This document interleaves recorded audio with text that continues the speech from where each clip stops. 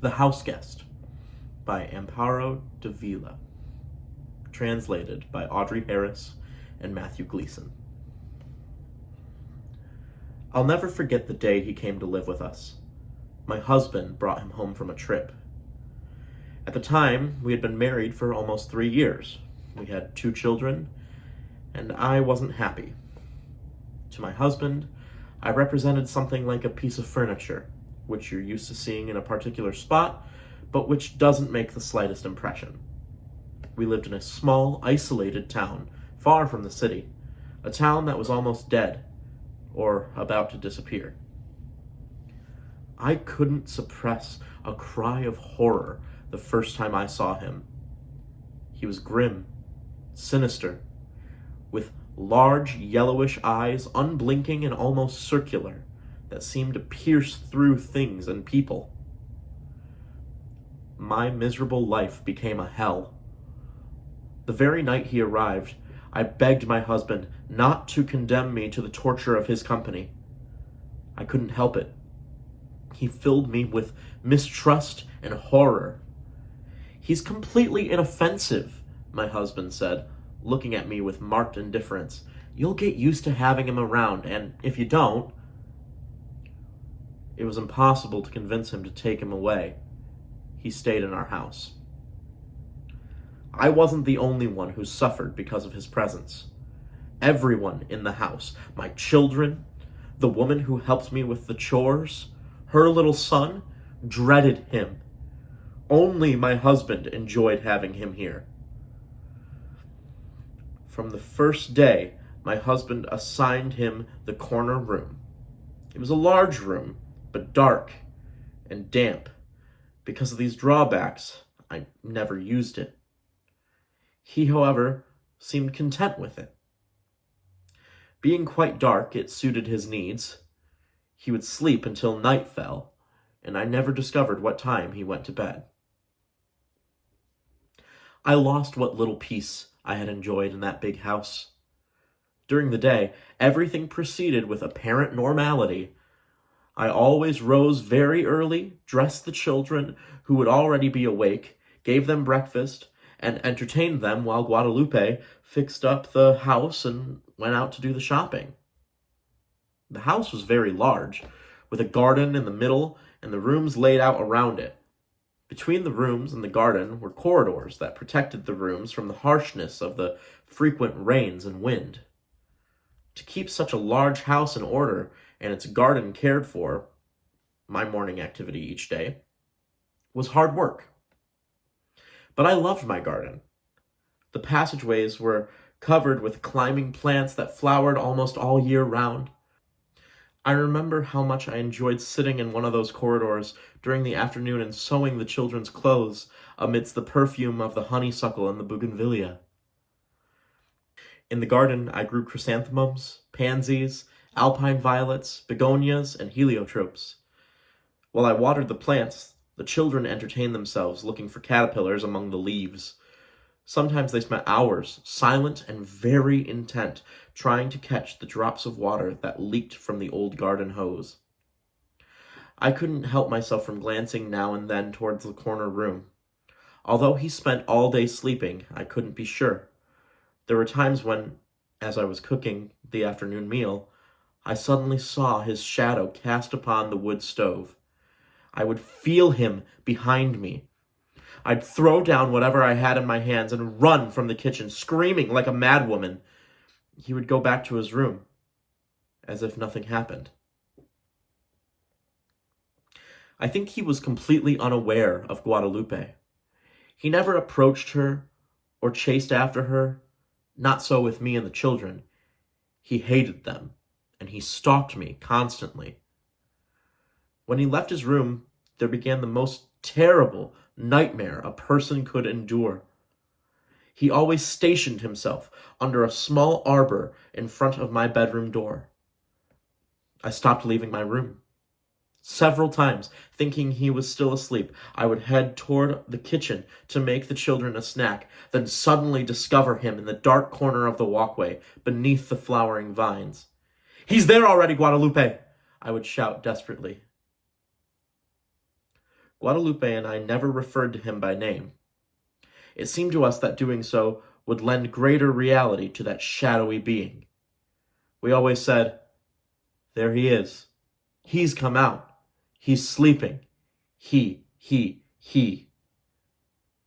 He only took 2 meals, one when he woke up at dusk, and the other perhaps in the early morning before he went to sleep. Guadalupe was responsible for bringing him the tray. I can assure you that she flung it into the room, for the poor woman was just as terrified as I was. His nourishment was limited entirely to meat. He wouldn't touch anything else. When the children had gone to sleep, Guadalupe would bring dinner to my room. I couldn't leave them alone, knowing that he had gotten up or was about to. Once her chores were finished, Guadalupe went off to bed with her little boy, and I remained alone, watching my children slumber. As my bedroom door was always left unlocked, I didn't dare go to bed, fearing that he would come in and attack us at any moment. And it wasn't possible to lock it. My husband always came home late, and if he found it locked, he would have thought. And he came home very late. He had a lot of work, he said once. I think other things keep him entertained as well. One night, I was awake until almost 2 a.m, hearing him outside. When I woke up, I saw him next to my bed, looking at me with his fixed, piercing gaze. I leaped out of bed and threw the gasoline lamp at him, the one I left burning all night. There was no electricity in that town, and I couldn't have endured being in the dark, knowing that any moment he dodged the blow and left the room.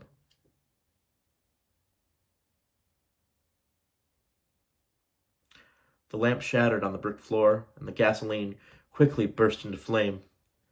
If it hadn't been for Guadalupe, who came running when I screamed, the whole house would have burned down. My husband had no time to listen to me, nor did he care what happened in the house. We only spoke when absolutely necessary. Between us, affection and words had long since been exhausted. I feel sick all over again when I remember. Guadalupe had gone out shopping with her little Martin, sleeping in a drawer where she used to lay him down during the day. I checked on him several times. He was sleeping peacefully. It was close to noon. I was combing my children's hair when I heard the crying of the little boy mingled with strange shouts. When I reached the room, I found him cruelly beating the boy. I still can't explain how I wrestled the little child from his grasp and hurled myself at him with a heavy stick I found at hand, and I attacked him with all the fury I had kept pent up for so long. I don't know if I managed to do him much harm because I fell down in a faint. When Guadalupe came back from her shopping, she found me unconscious, and her little boy was covered with bruises and bloody scratches. Her pain and rage were terrible.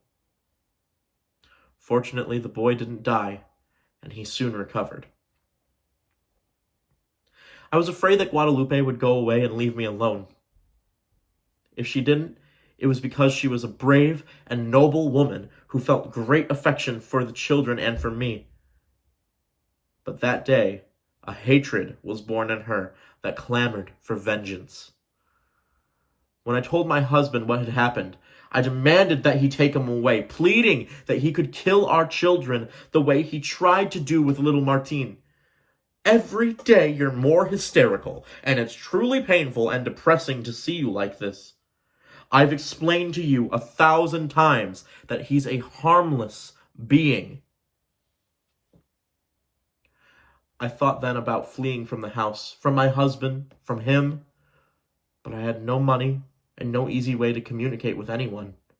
Without friends or family members to turn to, I felt alone as an orphan. My children were terrified. They didn't want to play in the garden anymore, and they wouldn't leave my side. When Guadalupe went out to the market, I shut myself in my room with them. "The situation can't go on," I said to Guadalupe one day. "We have to do something, and soon," she replied. "But what can the two of us do alone?" "Alone, true, but with such hatred." Her eyes held a strange gleam. I felt afraid and overjoyed.